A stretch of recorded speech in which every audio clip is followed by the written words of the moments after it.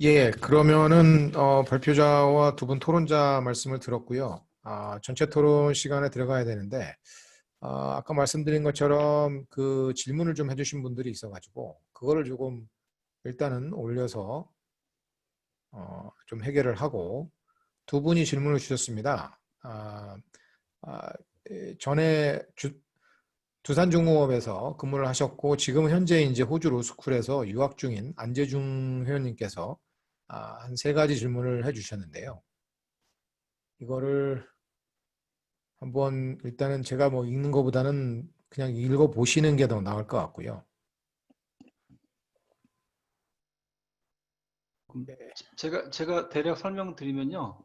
예, 팬데믹으로 인해서 논 크리티컬 패스에 있는 액티비티들이 이제 잠재적으로 크리티컬 패스로 바뀌면서 프로그램 리비전을 해야 될 그런 상황이 생기는 경우, 그래서 통상적인 리비전과 그런 어떤 CP 변경에 따른 그 리비전은 계약적으로 어떤 차이가 있고 진행 절차가 다른지 뭐 그거 질문하셨고요.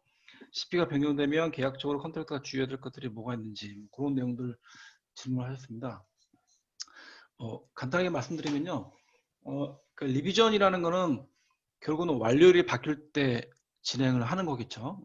리비전이라는 거는 완료율이 바뀌지 않았다면 리비전을 할 필요는 없을 겁니다. 기존의 계약 기간 이내에서 진행을 하면 되는 거고요. 그래서 리비전 행위를 한다는 자체는 동일한 거죠. 뭐 아까 위에서 물어보신 그런 차이점은 없습니다. 차이점 없고요. 도저히 따라잡을 수 없고 완료율이 변경되어야 될 것 같다라고 한다면 그때는 이제 리비전을 하는 거고요. 계약적으로 컨트랙터가 주의할 것들은 당연히 이제 CP가 바뀌면 그 크리티컬 패스에 있는 액티비티들의 그 지연 이게 왜 늦었는지 이런 이제 나중에 책임을 이제 리스폰스를 그 구분을 할 때 그 뭐죠 그 EOT를 인정 못 받을 수 있기 때문에 크리티컬 패스상 있는 액티비티들을 좀 관리를 해서 나중에 그 시공자의 잘못이라든지 그런 것들이 좀 개선되지 않도록 노력이 필요할 것 같습니다. 예.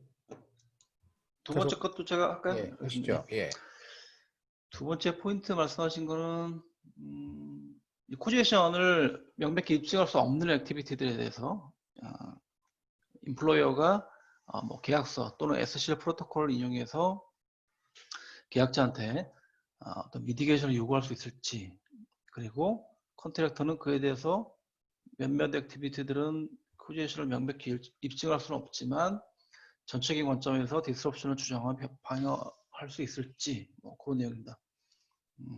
조금 간단하게 설명드리면 프로그램은 사실은 이제 정확히 말씀드리면 계약무서는 아니죠. 계약무서는 아닙니다. 어차피 그 컨버전 데이터라는 건 있는 거고 그 내에서 시공자가 본인의 어떤 메소드, 본인의 어떤 인텐션을 가지고 시공 계획을 수립하는 거고요. 그래서 기본적으로는 이 플롯에 대한 권리가 계약서에 명시되어 있지 않는 한 크리티컬 패스 완료를 결정하는 거를 제외한 다른 액티비티들은 그런 플롯에 대한 소유권은 누가 가지고 있는 건 아닙니다. 뭐 그냥 프로젝트가 소유하는 그런 거기 때문에 일반적으로 시공자는 본인의 어떤 인텐션으로 해야 될 어떤 그런 권리는 있고요. 그래서 어떤 다른 것들, 뭐 그런 CP가 아닌 다른 것들에 대해서 인플로이어가 막 우리 그 시공자한테 뭐 미디게이션을 강제적으로 요구하는 뭐 그런 거는 플롯의 소유권을 생각하면 그건 조금 그건 아닌 것 같고요. 그 2번에 대해서 조금 부연 설명을 제가 좀 드릴까요? 예, 그래 주시죠. 예. 뭐 저희가 디스럽션 클레임을 준비할 때도 그렇고요. 그 기본적으로 그 미티게이션 스텝은 밝게 돼 있습니다. 그래서 두 가지로 나눠야 될 것 같아요. 기본적으로 fully experienced 된 컨트랙터가 할 수 있는 레벨의 미티게이션은 해야 되고요. 다만 그거 이상 기본적인 미티게이션 메저를 넘어가는 수준의 디스럽션에 대해서는 분리해서 청구를 하셔야 됩니다. 그래서 디스럽션 클레임을 보여주는 과정 중에 하나가 미티게이션 노력이고요. 그래서 기본적인 노력 이상을 훨씬 상회하는 그런 부분에 대한 거를 나눠서 예, 접근을 하시면 될 것 같습니다. 예. 예, 세 번째도 임 대표님 일단은 말씀해 예. 주시죠. 요건 이제 계약적인 아까 그게 좀 있는 것 같은데요. 그 예, 프리저베이션을 수행하는 과정에서 그렇죠. 뭐 이렇게 불가항력적인 상황이 생기면 나중에 이제 퍼포먼스 LD 쪽을 면책받을 수 있을지 뭐 그런 내용입니다. 뭐 이게 계약적인 좀 섞여 있는데 그냥 제 관점에서 간단하게 말씀드리면 뭐 제 생각엔 그래도 시공자한테는 어떤 워런티 책임이 여전히 있기 때문에 명확히 밝힐 수 없는 어떤 그런 상황이라면 면책받기는 조금 어려워 보이고요. 여기 찾아야죠. 근데 찾을 수 없다는 전제가 이제 중간에 들어가 있는데 찾을 수 없다면 기본적인 책임은 시공자한테 있지 않나 뭐 그 정도 의견입니다. 박 변호사님 여기 네. 추가적으로 조금 말씀하실 수 있을 것 같은데요. 네, 그 3번 같은 경우에는 그 말씀하셨던 것처럼 preservation 및 모든 가능한 조치를 취했다라고 한다면 결국 이게 오너 리스크라기보다는 그 제품의 그 자체의 문제가 아닐까라는 게 더 조금 더 그 상황이 더 likely scenario인 것 같습니다. 그리고 그런 부분들을 고려해서 사실은 2017년도 피딕 계약서에도 그런 내용이 있죠. 그 오너가 서스펜션 했을 때는 preservation을 해야 되고 그렇지만 원래 디펙트가 있는 부분에 대해서는 이제 책임지지 않는다 이런 내용들이 들어가 있는 부분이라서 이제 여기서 얘기하셨던 것은 뭐 이렇게 나도 모르고 너도 모르니 이 퍼포먼스 LD 부분도 면책받을 수 있지 않겠느냐라는 것을 이제 주장해보는 거 어떠냐고 하시는데 물론 주장은 할 수 있습니다. 결국 최종적으로 되었을 때 그 누구도 모른다고 하면 그 부분을 다투어 봐야 될 수는 있겠으나 이게 오너의 리스크라고 보기에는 계약적으로 컨트랙터가 그 기간 동안에 제대로 그 프리저베이션을 하고 그리고 다른 그런 것에 영향을 끼치는 팩터가 없다라는 얘기잖아요. 결국은 다른 것에 그 영향을 끼치는 팩터가 없다고 한다면 그건 제품을 공급했었을 때 그 제품 자체의 inherent risk가 아니었을까라는 관점에서는 그 LD를 면제받기는 쉽지는 않아 보이고요. 아까 두 번째 말씀하셨던 부분에서 미티게이션과 관련된 부분은 만약에 그 컨트랙터가 EOT를 연장을 요청을 하거나 아니면 어떤 주장을 하려고 한다면 본인이 그로 인해서 손해 경감을 하려고 했다라는 미티게이션 하려고 했다는 노력은 단순히 계약서나 그런 이제 SCL 프로토콜뿐만 아니라 영국법인 경우에는 영국법에서는 그런 부분들을 요구를 하고 있기 때문에 어떤 상황이라도 그 duty to mitigate 자체를 보여줘야 될 수 있는 것 같고요. 그런데 이제 뭐 중거법에 따라서 duty to mitigate 자체가 없는 상황이 될 수도 있다 보니 이게 약간 케이스 바이 케이스로 고려해야 되지 않나 싶습니다. 예. 예, 그러면은 첫 번째 질문자의 어떤 질문 내용들은 이 정도로 마무리하면 될 것 같고요. 그다음 두 번째 질문은 이제 블랙락 엑스퍼트 서비스에 계시는 김준범 컨설턴트께서 질문을 하셨습니다. 이 부분에 대해서도 일단 임 대표님이 조금 질문의 요지를 조금 정리를 해주시고 설명을 좀 해주시죠. 임 대표님께 직접적으로 질문한 내용이기 때문에. 예. 사실 이게 이제 아까 중간에 좀 설명을 드렸습니다. 그래서 이분이 중간에 갖고 오신 게 미형방 판례의 그 딜레이와 디스럽션에 대한 어떤 내용을 갖고 오셨고요. 거기서 이제 딜레이는 뭐 not being able to work, 그 disruption은 less efficiently than planned, 뭐 그렇게 이제 표현이 돼 있어서 결국 질문하신 요지는 공정의 중단은 없는 disruption 상황에서 어떤 딜레이 분석 방법이 적절하다고 생각하십니까? 라는 게 이제 질문 요지였습니다. 절반 정도는 아까 말씀드린 것 같고요. 이게 딱 딜레이고 디스럽션이고 그러진 않고요. 딜레이라고 하더라도 그런 것들이 조금씩 섞여 있다고 보시면 될 것 같고요. 디스럽션과 딜레이를 분석을 할 때, 특히 딜레이를 분석을 할 때, 뭐 중단만 뭐 그렇게 당연히 보지는 않고요.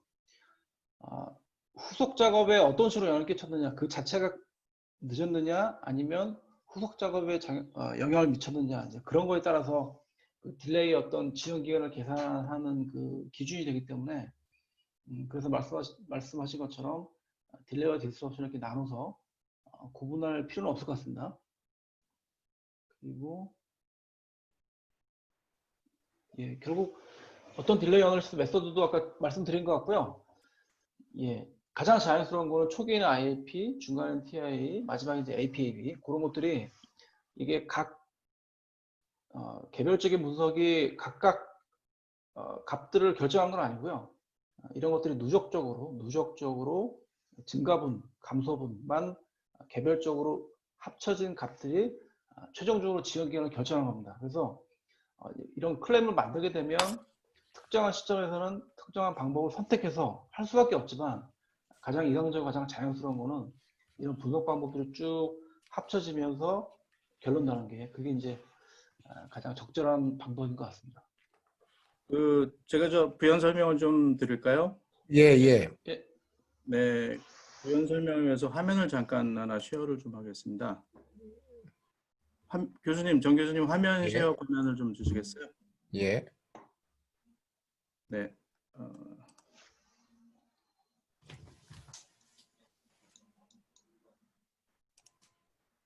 네, 쉐어 됐나요? 예, 예, 됐습니다. 됐습니다. 자, 보시면 지금 제가 리딩하고 있는 코비드 EOT 클레임에서 그 화면에서 발생하는 부분인데요.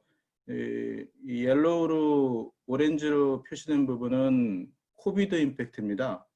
코비드 임팩트로 보시면 되고 붉은색으로 표시된 부분은 시공자에게 귀책 사유가 있는 이벤트라고 보시면 됩니다. 그러면 이게 지금 3월달 현황이거든요.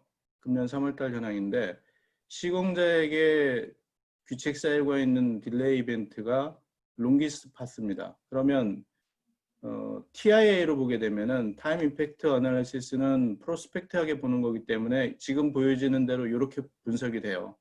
그리고 지금 현안이 뭐였냐면은 디스럽션 이 생산성 저하 부분을 입증을 컨템포러리 레코드가 충분히 없어서 21일인데요. 이게 원래 28일이 돼야 돼서 이 시공작의 귀책 사유가 있는 부분보다 길어져야 되는데 현재 상황은 좀 어려운 상황입니다. 그래서 TIA로 보시면은 이렇게 여러 가지 뭐 발주처 귀책 사유, 시공작 귀책 사유, 코비드 임팩트가 다 보여지고요. 그래서 이걸 가지고 매월 업데이트를 하면서 전략적으로 접근할 수 있는 장점이 있고, 다만 거꾸로 as planned, as built로 보시게 되면은 자 이렇게 보시는 게 아니고 완성된 이 시점에서 뒤로 가면서 보다 보니까 그러면 이 시점에서 리트로스펙트하게 들여다보면은 이 옐로우로 표시된 오렌지로 표시된 코비드로 인한 임팩트는 전혀 보이지 않습니다. 프로그램상에서. 그러면 저희가 일하는 입장에서는 둘 중에 어느 게 더 합리적이냐, TIA에 가깝다고 보여지네요. 이런 모든 것들을 고려하면서 매달 업데이트하면서 프로그램과 먼틀리 프로그레스 리포트를 연동해서 합리적으로 최대한의 코비드 임팩트를 주장을 해야 될 걸로 보여집니다. 네, 이상입니다. 예, 감사합니다. 그러면은 이제 지금 오늘 세미나를 진행을 하면서 들어온 질문이 일단 저한테 먼저 들어온 게 있고 전체 공개로 해가지고 이제 그 채팅 창에다가 질문하신 분이 계시는데요. 일단 저한테만 먼저 질문하신 분의 질문을 좀 말씀을 드리면은 포스코 건설의 이용규 회원님께서 주신 질문인데요. 그 발표자의 슬라이드 20페이지를 좀 보시면은 20페이지의 퀀텀 어널리시스입니다. 퀀텀 어널리시스에서 이제 그 간접비 프롤롱게이션 코스트에 대해서 이 간접비 산출은 연장 기간의 끝에 산출하는 개념이 아니고 어떤 이벤트가 발생한 시점을 기준으로 산출하는, 즉 B가 아니고 A여야 된다라고 하는 거기에서 이제 아까 임 대표님이 이제 약간 이게 비슷할 수도 있다 잘 되면. 근데 이제 질문의 내용은 A랑 B 기간이 다를 수가 있다라고 얘기를 하고요. 캘린더를 적용하면 달라지는데 예를 들어 가지고 여름에 지연이 되었는데 준공 시점이 겨울이라 공사를 못한다면 더 지연이 발생하게 되는 상황이 있는데 분석을 하면 이런 건 바로 나오는데요. 이런 경우는 어떻게 해야 되나요? 이런 내용입니다. 임 대표님. 예, 그렇죠. 캘린더가 그럴 경우에는 이제 넘어갈 수도 있는 것 같고요. 예. 그거는 그 프로그램 결국은 코스트 관련이라 제가 좀 답변을 드릴 수 있을 것 같은데요. 예. 예. 그 A랑 B 사이에서 헷갈리시면 안 되고요. 그 정답은 A를 가지고 간접비 산출을 하셔야 돼요. 해당 딜레이 이벤트가 A 지점에서 발생을 했거든요. B 지점은 아닙니다. B 지점은 결과적으로 프로젝트가 밀린 거고요.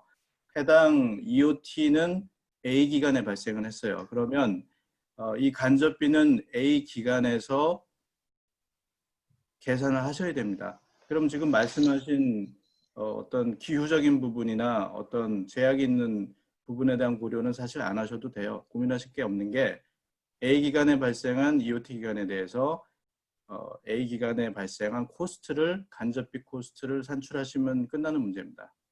예. 좀 부연 설명을 드리면 그러니까 이게 이제 그 예를 들어서 라마단인 거죠. 이게 이제 애드웨스 웨더 같은 걸로 설명이 되는데 원인은 어떤 이벤트에 의해서 이제 사전에 발생을 했고요. 지금 논하는 거는 그런 이벤트들로 인해서 라마단 전에 끝났어야 될 작업들이 그것 때문에 영향을 받게 되면 라마단을 통해서 이미 영향받은 기간보다 더 늘어나는 현상이 발생합니다. 이거는 뭐냐면 그냥 동일한 기간으로 가면 똑같은데 영향받은 기간만큼 뒤가 밀렸는데 뒤쪽에서 라마단이 되게 되면 영향받는 것보다 더 임팩트가 커지는 거거든요. 그래서 이거는 아까 이제 고 상무님 말씀하신 것처럼 동일하게 움직이면 관계는 없는데 애드버스 웨더처럼 어떤 임팩트에 의해서 안 좋은 기후 조건이나 어떤 안 좋은 기간을 넘어가게 되면 생기는 현상이라서 요거는 이벤트로 좀 분리를 해야 될 것 같고요. 첫 번째 A 기간 오케이 그거는 이제 뭐 그대로 결정을 하는데 B 기간에서 불리한 기상 조건으로 이동하게 되면 거기서 증폭되는 추가적인 기간에 대해서는 그만큼 플러스를 해주는 게 맞는 것 같습니다. 그게 이제 그 전후로 그 나눠서 합산을 해야 될 것 같습니다. 그런 경우에는요. 그렇습니다. 예. 예. 그러면은 그 여기 이제 모두 공개하는 식으로 해가지고 질문하신 분이 계세요. 여기 두산중공업의 유경훈 회원님께서 지금 채팅창에 읽어볼 수 있을 것 같은데요. 임 대표님께 지금 발표문의 12페이지와 14페이지에서의 내용들을 질문을 하셨고 또 이제 피터인 김에 한민호 변호사님이 그와 이와 비슷한 질문으로서 했는데 한번 잠깐 조금 보시죠. 저도 지금 이제 예, 보고 있습니다. 12페이지가 그 개정된 프로그램의 플랜 퍼센트는 기본적으로 발표 안 받아들일 거고 6개월 차이가 나면 개정된 프로그램의 픽타임까지 캐치하면 안 된다면 계약자가 실행할 수 없는 계획을 했다는 증거가 돼서 올해 발목이 잡히지 않을까요? 라고 물어봤고요.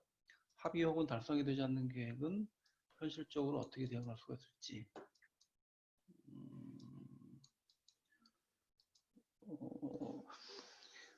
아까 이제 제가 중간에 잠깐 말씀드렸지만 이제 물론 당연히 합의가 안 되면 그 포함해서 같이 제출을 하는 것도 그러니까 같이 태워서 제출을 할 거고요. 지금 말씀하신 건 사실 질문이라는 거는 6개월 이상 차이가 나면 이런 거니까 사실 이것도 마찬가지로 한번 제출하고 사실 끝나는 건 아니겠죠. 그렇죠? 어느 정도 기간이 지나면 중간에서 당연히 한번 다시 그런 걸 트라이를 해야 될 것 같고요.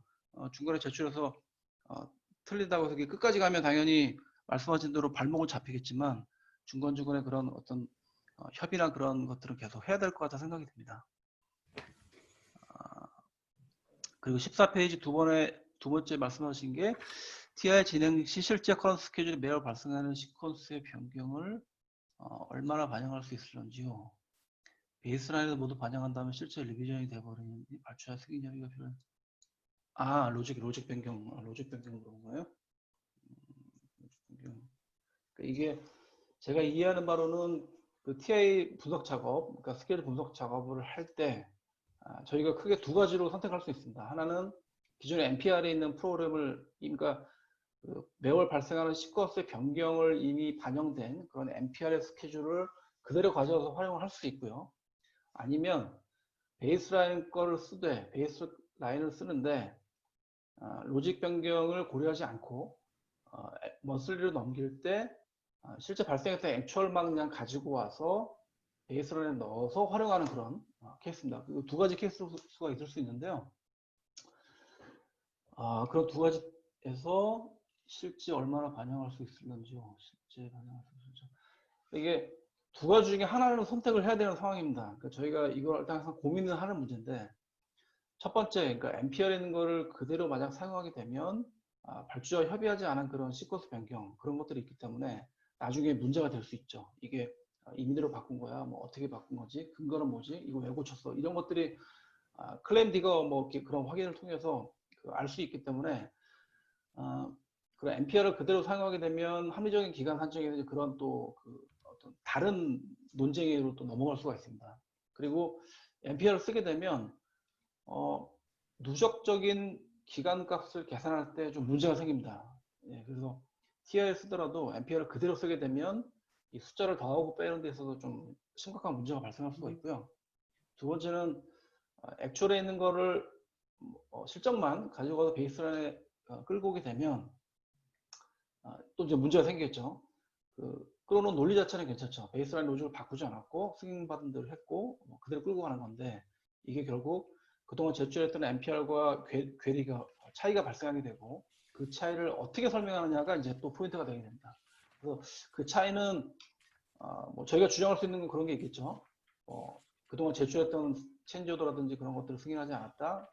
우리는 나름 미디게이션을 하려고 했었다. 하지만 잘 어차피 미디게이션은 이제 미래적인 컨셉이니까요. 그런 노력을 했었다. 그래서 그런 거를 이제 반박을 할 수 있을 것 같습니다. 그래서 질문하신 거를 다시 정리를 드리자면, 이 두 가지 중에 하나는 결국은 선택할 수밖에 없고요. 어떤 걸 선택해도 되는데 선택하는 것 별로 장점과 단점은 있을 수 있습니다. 예, 그 한민호 변호사님 질문한 내용은 지금 그 유경훈 과장님이 질문한 내용과 조금 연관되는 건 아닌데요. 저도 조금 그 한 변호사님의 질문 내용과 같이 좀 그 궁금했던 부분인데, 그걸 좀 묶어서 지금 정리해서 말씀을 드리면은, 일단 디스럽션 클레임과 관련된 부분입니다. 디스럽션 클레임은 크리티컬 패스에 영향을 미치지 않는 그런 상황에서 발주자의 어떤 그 라이어빌리티가 있는 경우, 그래서 이제 어떤 생산성의 저하가 발생해서 추가적인 맨아워가 더 투입이 되는 상황이기 때문에 그에 대한 보상을 구한다. 이렇게 지금 정리가 되는 것 같아요. 그러면 들었던 생각은 폴스 머저의 경우에는 이거는 크리티컬 패스에 영향을 미친단 말이에요. 폴스 머저로 해가지고 이제 공기 연장, 크리티컬 패스에 영향을 미치기 때문에 공기 연장을 구하는 상황인데, 그러면은 그와 관련된, 그러니까 또 폴스 머저는 또 이행 불능이란 말이에요. 어떤 특정 액티비티 부분들을 하나 또는 뭐 둘 이상 뭐 그 이상의 액티비티들이 이제 이행이 불능돼 가지고 딜레이가 되고, 그에 따라서 이제 인공관계를 입증을 하게 되면 공기 연장을 구할 수 있는 그런 상황에서 이거는 이제 크리티컬 패스에 당연히 영향을 미치는 거란 말이죠. 근데 동시에 그거를 또 디스럽션 클레임을 제기할 수 있나요? 이건 그러면 디스럽션이라고 하는 것은 맨아워가 추가적으로 투입이 됐다는 얘기는, 이거는 지금 이행 불능 상태가 아니라 어느 정도는 지금 이행이 되고 있는 공정에 해당이 되는 거잖아요. 이행 네, 불능이 아니고. 네, 맞습니다. 그러면 이게 지금 컨플릭트가 생기는 거 아닌가, 저는 그런 생각이 들었고, 아마 한 변호사님도 조금 디스럽션 클레임에 대해서 발주자에게 라이빌리티가 있어야 된다는데 어떤 라이빌리티를 얘기하는 건지 지금 묻고 있는 것 같고요. 그래서 이게 좀 법적으로 볼 때 좀 이해가 안 가는 부분이 있고, 또 네네. 계약상 디스럽션 클레임을 시공자가 발주자를 상대로 제기할 수 있다라고 하는 어떤 계약상의 어떤 그 인타이틀먼트 조항이 있습니까? 대부분의 없는 경우가 많죠. 네, EOT 클레임은 비교적 많이 커버가 되는데, 예. 디스럽션 같은 경우는 명백하게 이렇게 하세요라고 되어 있는 경우를 저는 아직까지 못 봤습니다. 그러다 보니까 이제 implied terms를 이용해서 클레임을 하게 되는데요.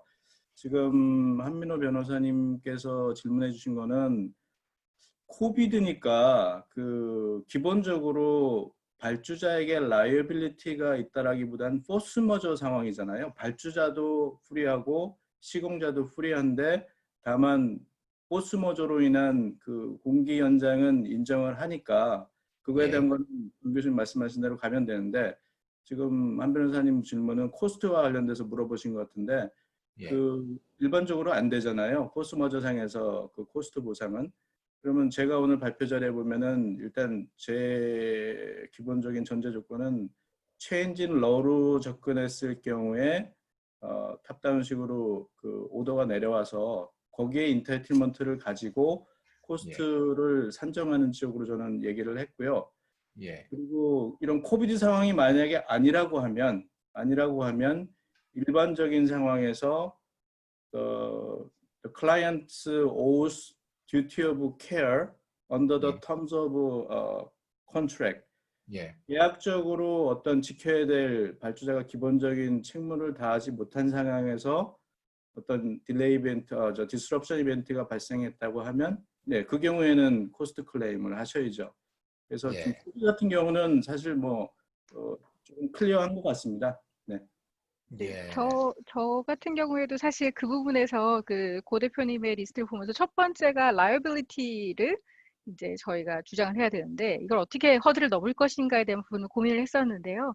첫 네네. 번째로는 말씀 주셨던 것처럼 change in law라든지 아니면 저희가 다른 경우에도 얘기하는 것처럼 suspension이라든지 이제 네. 그런 명확한 그 direction이 있었으면 그 direction이 이제 이 상황에서 그 liability와 연계돼서 볼 수 있는 거라고 생각하는 것이 하나가 있고 두 번째는 예, 아까 뭐 제가 그 크리에이티브 띵킹을 하는 건지 모르겠지만 EOT라는 것을 얘기를 하면서도 이제 그런 거죠. EOT라는 것에 대한 양 당사자가 동의가 되지 않는 부분이 있는 상황에서 이제 저희가 constructive acceleration을 얘기를 하는 것처럼 이런 상황에서 픽업해라.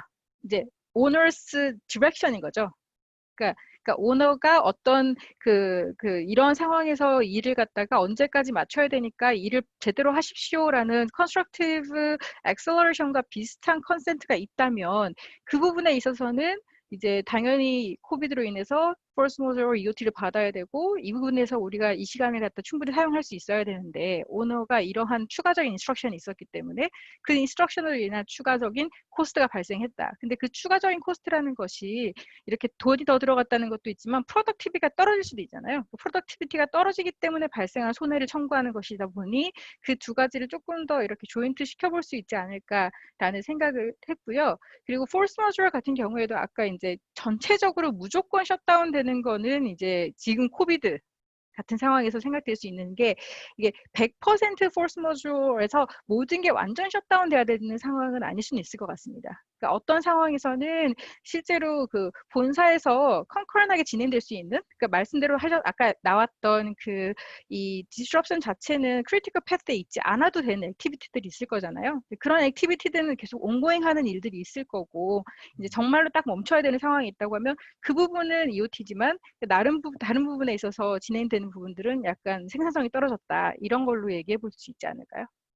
예. 좀 보완 설명을 드리면은 이제 아까 교수님 말씀하신 것 중에 디스럽션 할 때 이게 이제 인원이 저희가 과투입됐다는 설명을 드리는데 그렇다고 해서 과투입이 된 건 아니고요. 그러니까 그렇죠. 왜냐하면 포스 매저 작업 중단 뭐 그런 얘기가 있는데 디스럽션이 뭐 과투입 근데 이게 숫자 자체가 더 들어간 개념은 아니고요. 안 들어갔어야 될 인원이 들어갔다는 개념이 이제 디스럽션 계산한 거라서 디스럽션하고 그 포스 매저가 서로 이제 커플릭되는 건 아닌 것 같고요.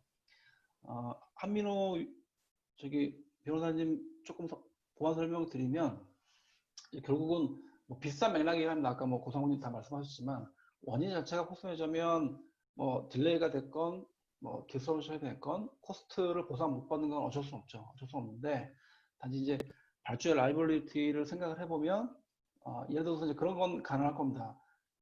포스 매저 조항도 당연히 양쪽의 계약 파티가 서로 노티스를 하도록 돼 있죠, 원래. 그러니까 계약자가 시공자한테 하는 건 아니고 양쪽 다 분명히 하는 겁니다. 그렇죠? 양쪽 다 분명히 해야 타임바라든지 포스 매저에 대한 어떤 그 임파서빌리티에 대한 의무를 익스큐즈를 받는 건데 예를 들어서 발주자가 해야 되는 그런 의무들을 사이트의 어떤 특정 부지, 특정 날짜를 어떤 그 인도를 해준다든지 아니면 페이먼트를 지급한다든지 아니면 시공자가 제출하는 어떤 도면들 그런 것들 제출물에 대한 승인을 만약 늦게 했다. 근데 그 늦게 한 원인이 포스 매저였다. 그렇죠. 포스 매저 있겠죠. 뭐 입출국이 쉽진 않았을 테니까. 근데 발주자가 시공자한테 통보를 하지 않았다.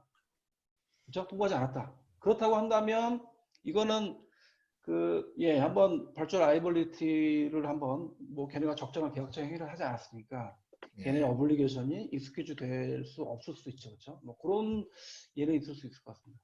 또 여기서 의문점은 아까 그 계약상으로는 지금 디스럽션 클레임을 할 수 있다 뭐 이런 게 없다고 말씀을 하셨고 저도 건설계약서를 봤을 때 그런 그 명시적인 계약 주문이 있는 것을 거의 못 본 것 같기도 하고요. 또 implied terms를 얘기를 하셨어요. 계약서에서 그런 어떤 묵시적인 계약 조건, disruption 클레임 할 수 있는 implied terms라면 어떤 형식으로 그런 것들이 존재를 할 수 있을까요? 저거를 보시면 될 것 같아요. 지금 그 계약적인 책임에 대해서 얘기를 할 때 제가 하나 아까 제가 말씀드린 취지 뭐였냐면요. EOT처럼 어디 어디 몇 조 몇 항에 EOT는 이렇게 하세요라고 나와 있지 않다라는 얘기고요. 예를 하나 들어볼게요. 디테일 디자인까지는 발주자의 책임이라고 가정을 하고 시공자는 그 디테일 드로잉을 받아서 샵 드로잉을 완성하고 시공을 하는 거는 시공자라고 가정을 해볼게요. 그러면 발주자가 본인이 계약적으로 완수해야 되는 디테일 디자인을 해당 기일까지 전달을 못합니다.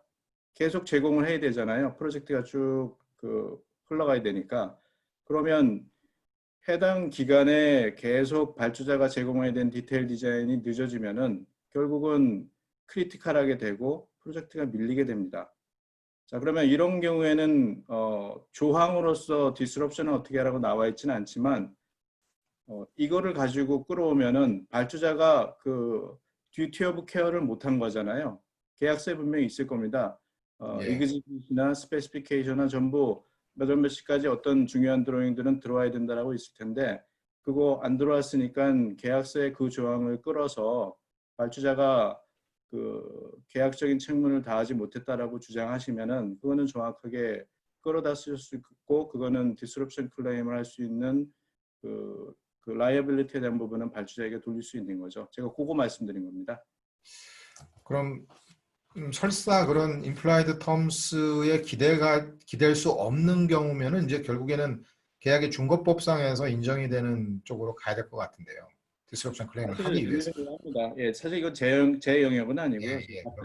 그렇습니다. 예. 그러니까 이제 디스럽션이 따로 무슨 조항 진짜 그런 건 거의 없고요. 그러니까 그 디스럽션을 발생시킨 사유, 이벤트가 뭐냐. 아까 고사모님 잠깐 말씀드렸지만 승인 지연 무슨 여러 가지 것들이 있죠. 원인들이 있는데 그런 원인들과 관련된 계약서의 조항들이 그냥 이렇게 리퍼가 되는 거고요. 그 리퍼는 인플로이가 그런 오블리게이션과 관련된 그런 내용들로부터 이제 다 끌어와서 인타이틀먼트를 보완하는 겁니다.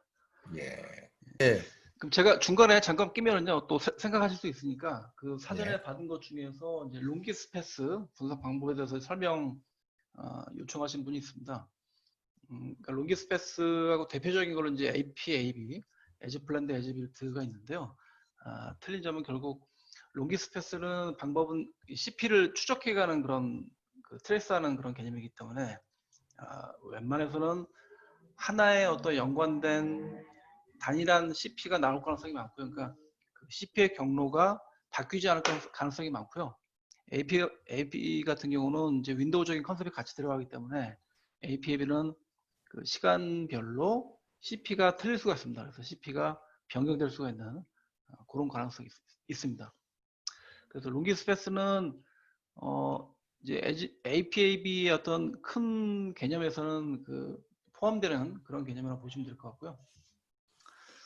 예, 그 정도라고. 예, 제가 중간에 시간을 끌었으니까 질문 있으신 분은 질문하시면 될 것 같습니다. 예, 또 질문 있으신가요?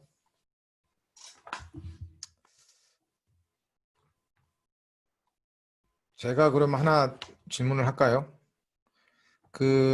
슬라이드로 보면은 8페이지인데요. 슬라이드 8페이지 보면은 이제 폴스 머저 적용 데미지와 체인지 인 러 적용 데미지, 서스펜션 이거를 이제 시간대별로 쭉 이렇게 하셨단 말이에요. 임 대표님. 근데 어떤 경우에는 이 폴스 머저로 인한 그 임팩트 상황이 쭉 지속이 되는데 그래서 그 폴스 머저로 인해 가지고 임팩트를 받는 어떤 액티비티들이 지금 계속적으로 있는 상황이에요. 그래서 공사를 수행하지 못하는 상황인데 그 중간에 어떤 체인지 인 러 상황으로서 행정명령이 발동이 되는 상황, 같이 이게 중첩되는 상황이 있을 수 있을 것 같아요. 이게 딱 떨어질 수 없잖아요, 지금. 맞습니다. 맞습니다. 예. 그 경우에는 그럼 어떻게 우리가 해결할 수 있나요? 이게 사실은 다른 모임에서는 제가 이제 그런 뭐 제안이라기보다는 레커멘데이션 잠깐 드린 게 있는데 제가 아까 말씀드린 계속 뭐 컨커런트 딜레이라든지 그런 시간 그런 거를 고려해 보면 사실은 제가 조금 추천드리고 싶은 거는 보상을 위해서는 그 처음에 발생했던 그 중국 쪽 있잖아요. 중국 자재나 예. 인력 이런 것들이 CP로 좀 크리티컬 패스로 좀 부각이 되면 나중에 보상에서는 조금 오히려 불리할 수 있습니다. 그러니까 제가 조금 해드린다면 가능하면 이 정부의 조치, 뭐 국경 폐쇄라든지 비행기 뭐 그런 것들 위주로 좀 포커싱을 하는 게 그 어떤 보상을 위해서는 좋을 것 같고요.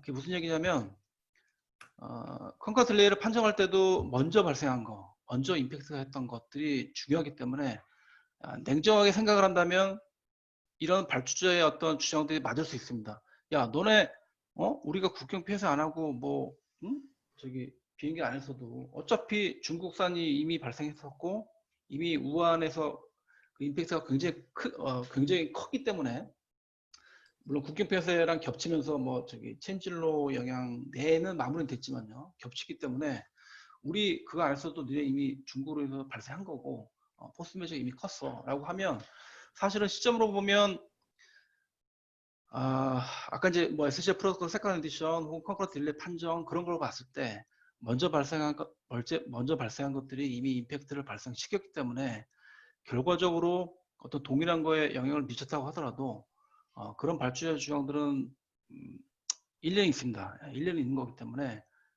그런 면에서는 말씀드리고 싶은 거는 중국 쪽 이런 초기에 발생했던 것들을 좀 너무 이렇게 무리하게 잡는 거는 나중에 조금 안 좋을 수 있다고 생각됩니다. 그러니까 중복된 상황에서 먼저의 폴스 머저 상황이 지속적으로 영향이 미치는 한 후발적으로 체인지 인 러 상황이 발생했다 하더라도 발주자는 공개 연장만 부여를 하지 체인지 인 러에 따른 어떤 보상까지는 부여하지 않을 가능성이 있고 그거는 초기 납득이 초기 된다. 쪽에서요. 예, 이건 초기 말씀이신 거죠. 쪽에서는 먼저 발생을 했으니까. 그게 또 이제 컨커런트 딜레이랑 비슷한 조항으로 해석될 수 있는 뭐 그런 것들 있죠. 뭐 발생하지 않았더라면 생겼을 지연에 대해서는 보상 없다. 뭐 그런 그 비슷한 조항들이 있거든요. 그런 조항들이 있는 경우는 특히 좀 그 보상 산정이라든지 이럴 때 좀 문제가 될 것 같습니다. 저는 이 부분이 상당히 조금 앞으로 좀 크리티컬하게 대두가 되지 않을까 이런 생각이 드는데요. 혹시 다른 의견 가지신 분, 뭐 토론자분들이나 아니면은 참여하시는 분 중에서 이 부분에 대해서 조금 의견을 밝히실 분 계시면은 좀 말씀해 주시면 감사하겠습니다. 뭐 제가 먼저 잠시 말씀드리자면 예. 저는 개인적으로 그 force majeure라는 어떤 현상이 진행되고 있다 하더라도 이 change in law로 인해서 변경되는 부분이 있다라고 하면 그 부분을 보상을 받을 수 있는 부분이 상당히 그 설득력이 있다고 보는데요. 그 예. 이유는 지금 계속 저희가 얘기하고 있는 force majeure라는 표현이 굉장히 광의적으로 쓰이고 있는 것 같은데 코비드 상황이라고 해서 모든 게 force majeure는 아니죠. 그러니까 코비드 상황이 발생할 수 있지만 결국 그 상황 자체가 이 컨트랙터로 하여금 어떠한 이벤트에 어떻게 영향을 미칠 수가 있었는지에 대한 커제이션이 정확하게 정립이 돼야 되는데 그 상황이 발생했다고 해서 아까 제가 드려보고자 했던 서브컨트랙터 같은 이슈에서도 서브컨트랙터들이 여러 서브컨트랙터들이 있는데 누구는 그게 force majeure로 인한 그 이펙트가 있을 수 있고 없을 수도 있고 다 다를 수 있는 것 같아요. 근데 이제 change in law 같은 개념으로 봤었을 때는 이거를 이제 계약서를 제일 처음 체결을 할 때 당사자들끼리 합의를 한 부분이지 않습니까? 그러니까 EPC 계약 같은 경우에는 특히 리스크 알로케이션이 굉장히 중요한 부분인데 이러한 상황이 발생할 수 있고 이러한 상황이 발생을 했었을 때는 그 리스크에 대한 커머셜 책임의 부담을 발주처가 지기로 이미 당사자들이 조금 합의를 해서 계약서에 명시를 해둔 것이라고 한다면 그 부분에 있어서는 굉장히 그냥 일반적인 force majeure보다도 change in law가 이펙트가 되는 이벤트가 있다면 말 그대로 공사 자체를 셧다운을 시켰다. 법에 따라서 이제 그런 상황이 생긴다고 한다면 그 부분은 이제 어떻게 보면 외부적인 요인이 하나 더 있는 거죠. 그러니까 실제로는 이제 공정을 갖다가 픽업해서 일을 할 수 있는 상황이고 우리의 컨트랙터들은 일을 하려고 하는 의사가 있고 그 리스크를 안지 않기 위해서 할 수 있는 상황이 됐음에도 불구하고 이제 정부 규제에 따라서 하지 말라고 해서 못하게 되는 상황이 됐다. 이제 그런 상황이 됐었을 때가 또 있을 수 있기 때문에 체인지 인 로는 조금 달리 봐야 되지 않나? 저는 개인적인 생각을 합니다. 이 폴스 머저로 인한 임팩트가 지속이 되고 있는 상황에서 체인지 인러가 중첩적으로 발생하는 상황이에요. 네. 그러면은 폴스 머저 상황이면 지금 공사 수행을 못하는 그 해당 액티비티에 네. 대해서는 공사 수행을 못하는 상황에서 체인지 인러가 관련된 내용들이 발동이 되고 그거는 현장에 영향을 미칠 수밖에 없는 이런 상황. 네네. 저기 교수님, 그 체인진 로나 포스 머저나 현장에는 둘 다 영향을 미치잖아요. 그죠? 예. 둘 다 미칩니다. 다만 한쪽은 금액적인 보상을 받을 확률이 적고 한쪽은 금액적인 보상을 받을 확률이 크다라는 건데요. 예. 그렇게 나누면 되지 않을까요? 또 추가적인 부분이 또 뭘까요?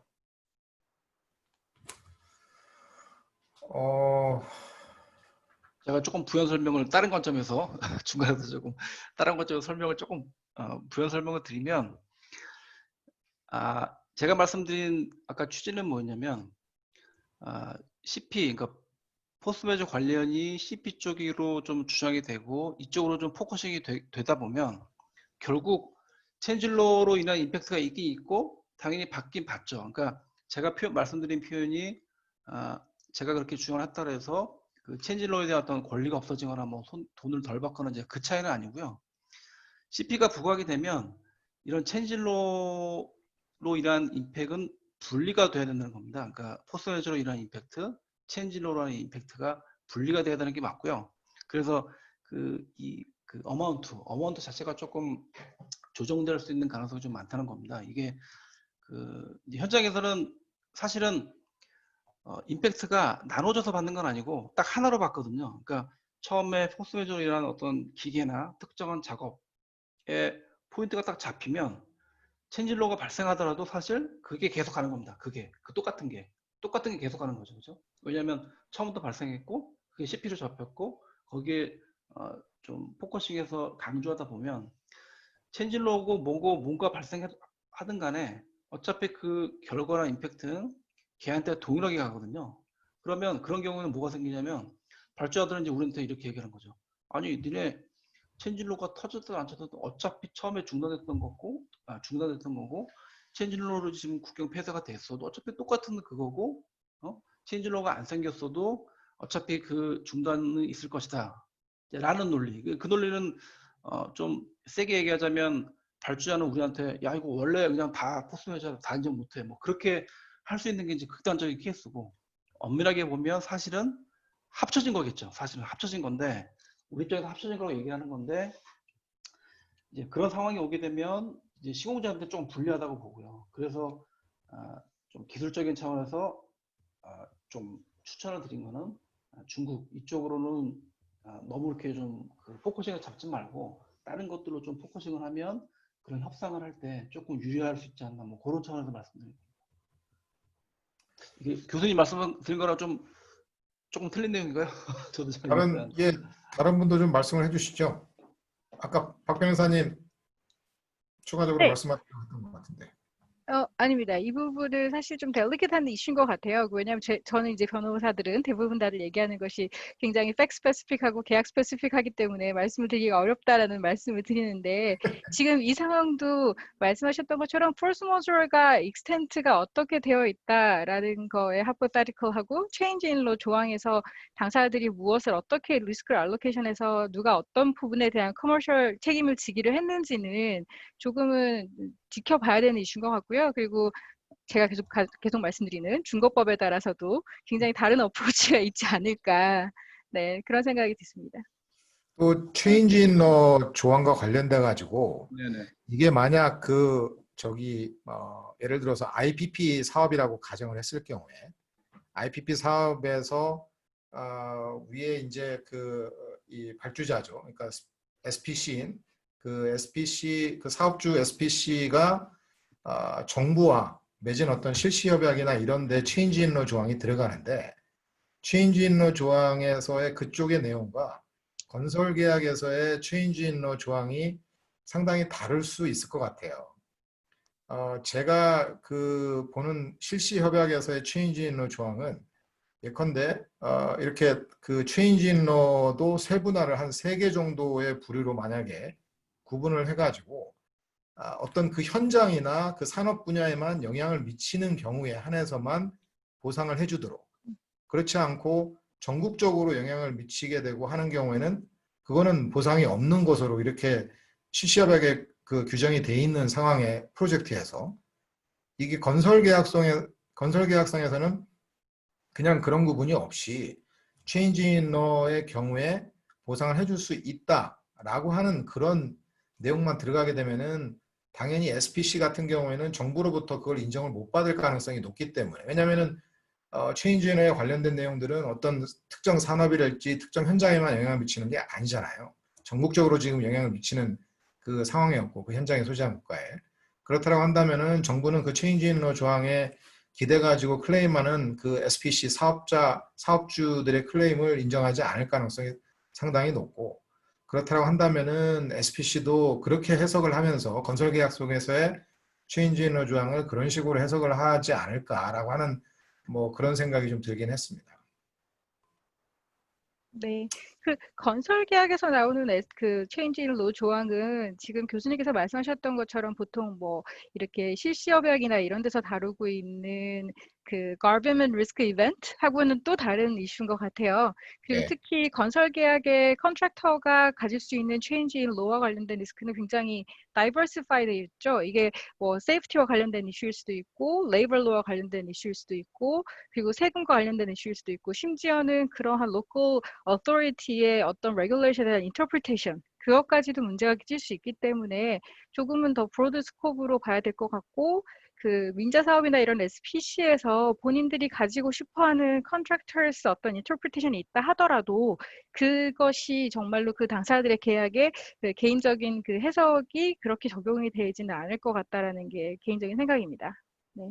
그리고 예. 지금 발신자, 네, 황성현님께서 보내주셨던 코멘트인 것 같은데요.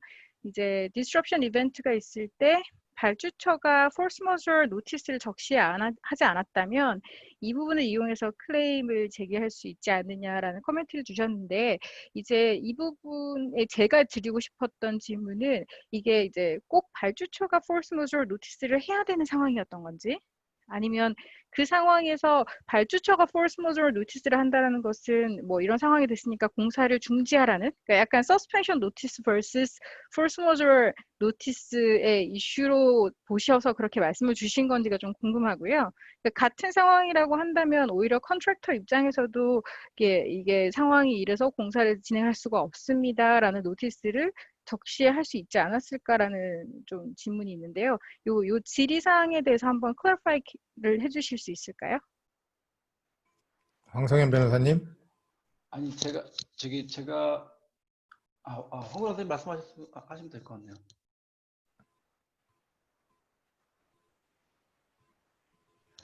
그러니까 이게 제가 이해하기로는 아까 제가 말씀드린 내용에 대해서 뭐 좋은 의견이 있는 것 같다고 말씀을 하신 것 같고요. 방금 그 박 변호사님 말씀하신 거 보완 설명을 드리자면 발주처가 가지는 일반적인 의무가 있잖아요. 그 페이먼트를 지급해야 되는 거, 사이트 액세스를 해줘야 되는 거, 혹은 계약자가 제출하는 제출물들에 대한 어떤 승인 그런 것들을 해야 되는데, 그런 발주자가 해야 되는 의무들이 있는데 그 의무들을 포스트 코비드 때문에 못한다면 뭐 그렇죠. 뭐 출입국이 자유롭지 못할 때도 있으니까 못한다면, 그런 상황이 발생한다면 발주자도 동일하게 FM 조항에 의거해서 이치 파티 뭐 노티스 그렇게 돼 있으니까 네네네. 컨트랙터한테 그렇죠 해줘야 된다는 얘기죠. 그렇죠. 근데 그걸 네. 걔네가 안 했다면 그거는 네. 걔네의 어떤 그렇죠. 아까 그 이유는 아까 설명드린 것 같고요. 네. 예. 또 한 가지 그 유경훈 과장님이 또 추가적인 질문이 있어요. 지금 모두에게 보낸 내용인데 17페이지에 보면은 예, 임 맞습니다. 대표님 함께 지금 제기한 예, 건데요. 예. 생산성 그러니까 기준을 작성할 때 기준을 현실적으로 사용하기 어려워 보인 상황이고 예. 발주처와의 합의 인정은 잘 되는 편인지. 뭐 정확히 말씀드리면 사실은 디스럽션은 뭐 다들 대략 아시겠지만 이렇게 좀 인정받기는 쉬운 편은 아니고요. 그래서 뭐 대략 만들면 저희가 한 보통 많이 잘 받으면 한 10% 정도 그렇게 받고 있는데, 사실은 왜냐하면 또 그만큼 코지에이션을 입증하기 쉬운 건 아니고요. 그래서 지금 물어보신 질문의 요점에 설명을 드리면, 당연히 베이스라인 기준은 잘 안 되고요. 그리고 이제 어차피 매저더마를 선정하는데 거기에 따라서 당연히 많이 차이는 납니다. 근데 뭐 그 어떻게 발주자를 설득하시는지가 질문인 것 같은데요. 당연히 잘 해석 안 돼요. 당연히 잘 안 됩니다. 당연히 잘 안 되고 당연히 10%고 그렇습니다. 그래서 이제 매저도어에 아까 말씀드린 대로 여러 가지 방법이 있지만 이제 그걸 할 때 논거를 잘 돼야겠죠. 어떤 방법을 썼다 혹은 어떤 게 안 되기 때문에 이걸 썼다 뭐 그런 식으로 해석을 하면 되고요. 사실은 매저도말 정도의 어떤 이 스텝, 지금 이 협상 이 정도 단계로 오는 것 자체도 사실 힘들고요. 이 단계로 오게 되면 사실은 매저드 마일에 대해서 논의를 오갈 정도가 되면 사실은 어느 정도는 성공한 거로 봐야 됩니다. 이 정도 단계만 와도요. 그래서 이 정도 단계만 와도 그 어떤 매저드 마일 그런 수치들은 충분히 낮춰서 협의하는 과정에서 충분히 조정할 여지는 있다고 봅니다. 그래도 이렇게 어떤 작성한 금액을 보면 어느 정도 좀 이렇게 타결할 수 있는 금액은 뭐 있지 않을까 뭐 그렇게 생각이 듭니다. 예. 부연 설명을 좀 드릴까요? 예, 예. 자, 일단 두 번째 부분에 대해서 설명을 드리면 그 구간별로 생산성 검토를 해보면은 오히려 상상되는 구간이 나타난다고 말씀해 주셨는데, 자, 아까 제가 제 강의 자료로 설명을 드렸는데요. 그 밸런스 오브 프로버빌리티보다 훨씬 상회하는 10% 이상의 그 극명한 디스럽션 이벤트가 발생했으면은 이런 현상은 사실 안 나타납니다. 근데 실전에서 일하다 보면은 그럼에도 불구하고 나타난 경우가 딱 하나 있어요. 그 먼슬리 데이터를 인풋할 때 담당자들이 게을러서 아니면 기타 여러 가지 사유로 입력을 못 하잖아요. 네, 그러면 그래프가 이상해집니다. 생산성이라는 게 아웃풋을 인풋으로 나누는 그 비율을 말하는 건데, 아웃풋이든 인풋이든 그 해당 주에 아니면 해당 먼스에 제대로 입력을 못하는 경우가 종종 있어요. 일하다 보면은. 그러면 이렇게 말도 안 되는 플럭추에이션이 그래프로 나타나기도 하는데, 제 전제는 제대로 컨템포러리 레코드를 키핑을 하고 제때 인풋을 하면, 그리고 10% 이상의 물량 그 맨아워 인크리즈를 갖고 오는 직접적인 이벤트가 분명하게 있으면은 사실은 이런 경우는 없습니다. 있기가 힘들고요. 다만 또 예외가 될 수 있는 부분은 공종별로 진행하는 그 진행률은 틀리기 때문에 분석하다 보면은 디스럽션을 받지 않은 오히려 조금 상승하는 일부 공정이 나타날 수는 있으나 디스럽션이 고르게 분포됐다라는 전자에서는 사실은 나타나면 안 되는 현상입니다. 그렇게 이해를 하시면 될 것 같습니다. 그리고 베이스라인 기준이 현실적으로 사용하기 어렵다고 말씀하셨는데요. 그 실전에서 일을 하다 보면은 그게 오히려 더 큰 것 같아요. 이런 부분보다는 베이스라인을 이용해서 입증을 하느냐, 메저드 마일을 이용해서 입증하느냐. 물론 메저드 마일이 더 크레더블합니다. 그런데요, 오히려 크레더블하니까 당연히 메저드 마일로 갑시다. 이렇게 해서 결정되는 것보다는 내가 지금 키핑하고 있는 텐더 데이터나 실행 예산 자료나 아니면 디스럽션을 받지 않은 실질적인 액추얼 먼슬리 자료를 가지고 놓고 봤을 때 어느 자료가 있나 없나가 더 크게 미치는 것 같아요. 참고를 해봤는데 입찰 자료를 도저히 쓸 수 없는 상황이에요. 입찰을 세분화해서 견적을 하지 않고 럼섬으로 일식으로 해버리면은 도저히 이 1대1 비교가 안 됩니다. 그런 경우는 어쩔 수 없이 메저드 마일을 들여다봐야 되고요. 또 메저드 마일을 들여다봤는데 실제로 키핑을 아까 말씀드렸죠. 제때 인풋을 안 하게 되면은 오히려 디스럽션을 받지 않은 구간에 생산성을 다운이 되거나 이런 앞뒤가 안 맞는 그래프가 보여지기도 해서 그런 경우는 어쩔 수 없이 차선책인 베이스라인으로 가야 되겠죠. 이런 경우가 어떻게 보면은 실전에서는 더 많이 일어나는 것 같습니다. 예. 예, 아까 황성현 변호사님 손 드신 것 같은데. 아, 예, 예. 말씀 들리시나요? 예, 예, 드립니다. 아, 예. 좀 조용한 곳으로 왔고요. 아까 예, 임정주 대표님 말씀 들으면서, 아, 이런 것도 있구나, 가능할까라고 생각을 했던 거는, 이제, 저희가 이제 디스럽션 클레임을 할 때, 이제 주로 하는 상황이 모르겠습니다. 경험이 제한적입니다만은, 이제 주로 발주처가 계약상 권한 없는 과다한 작업 지시 오더를 막 내리거나, 아니면은 이제 저희가 엔지니어링 단계에서도 그렇고 아니면 나머지 커미셔닝 단계로 갈 때도 그렇고 계속 수많은 도면을 제출을 하고 플랜을 내고 프로시저에 대해서 승인을 받고 또 받기 위해서 발주처의 코멘트를 받고 하는데 그런 커뮤니케이션이 오가는 것들에 대해서도 어떤 형식으로 이제 우리가 문서를 제출을 하고 발주처는 어떠한 목적을 위해서 어떠한 기한 내에 이제 회신을 해야 된다. 이런 형식, 저런 형식, 이런 형식, A, B, C, D 이렇게 회신을 해야 된다. 이제 그런 것들이 건설 계약서에 이제 부속 계약서에 붙어 있거든요. 그러다 보니까 이제 그런 계약상의 의무를 이제 위반했다. 이제 그로 인해서 우리가 이제 더 많은 비용이 들었다. 그래서 디스럽션 클레임을 이렇게 제출을 하는데 임정주 대표님 말씀을 들으면서 생각을 해보니까 좀 구체적인 비슷한 상황을 제가 알고 있는 거는 아니지만 혹시라도 이런 발주처들이 반드시 기한 내에 이제 피드백을 해줘야 되는 그러한 작업들에 있어서 사실은 코비드 관련 상황 때문에 발주처가 이제 제때 자기들이 할 일을 하지 못하고 딜레이를 하게 되는 상황. 그럼에도 불구하고 이제 발주처가 이제 클레임을 하는 이런 프랙티스에 좀 익숙하지가 않아서 포스머저로 인해서 우리가 기한 내에 이런 제때 우리가 제출한 서면이나 플랜에 대한 승인이라거나 코멘트라든가 이런 것들 하지 못했다.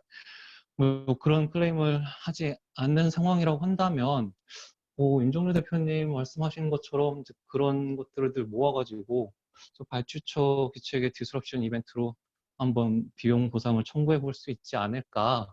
네, 그런 생각이 얼핏 들어서 좀 한번 네, 감사하다는 말씀도 드리고 또 다른 분 어떻게 생각하는지 좀 궁금하기도 했었습니다. 예. 추가적으로 보태실 말 있나요? 임 대표님? 없으면 다른 분 하시고요. 예, 특별한 것 같습니다. 예. 예. 네, 아까 말씀 주셨던 거 제가 충분히 이해했고요. 그래서 이제 그 부분도 좋은 어프로치인 것 같은데 이제 조금 고려해야 하실 부분은 force majeure notice라던가 이런 것들을 주지 않았기 때문에 발생한 디스토션 말씀하셨잖아요.